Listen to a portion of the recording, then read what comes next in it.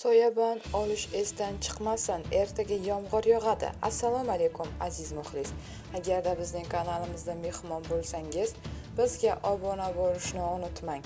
O'zgidromet ertaga 16-aprel kuni kuzatilayotgan ob-havo ma'lumotini e'lon qildi. Unga ko'ra Toshkent shahrida havo biroz bulutli bo'ladi. Yomg'ir yog'ishi mumkin. Harorat kechasi 12-14 daraja, kunduzi esa 22-24 daraja issiq bo'ladi. Qozog'iston Respublikasi hamda Xorazm viloyatida havo biroz bulutli bo'ladi. Kechasi va ertalab ba'zi joylarda qisqa muddatli yomg'ir yog'adi. Momaqaldiroq bo'lishi mumkin. Harorat kechasi 8-13 daraja, kunduzi esa 18-23 daraja iliq bo'ladi.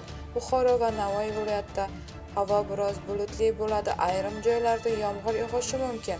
Harorat kechasi 13-18 daraja, kunduzi esa 25-30 daraja iliq bo'ladi. Toshkent, Sirdaryo, Jizzax va Samarqand viloyatlarida havo biroz bulutli bo'ladi. Ayrim joylarda biroz yomg'ir yog'ishi mumkin. Harorat kechasi 10-15 daraja, kunduzi esa 20-25 daraja iliq bo'ladi. Qashqadaryo va Surxondaryo viloyatlarida havo biroz bulutli bo'ladi. Ayrim joylarda biroz yomg'ir yog'ishi mumkin. Harorat kechasi 15-20 daraja, kunduzi esa 30-35 daraja iliq bo'ladi. Andijon, Namangan va Farg'ona viloyatlarida havo biroz bulutli bo'ladi. Ba'zi joylarda qisqa muddatli yomg'ir yog'ishi momaqaldiroq bo'lishi mumkin. Harorat kechasi 12-17 daraja, kunduzi esa 21-26 daraja iliq bo'ladi. Respublikaning tog'li hududlarida havo biroz bulutli bo'ladi. Ba'zi joylarda qisqa muddatli yomg'ir yog'adi, momaqaldiroq bo'ladi. Sel toshqin hodisalari yuzaga kelishi mumkin.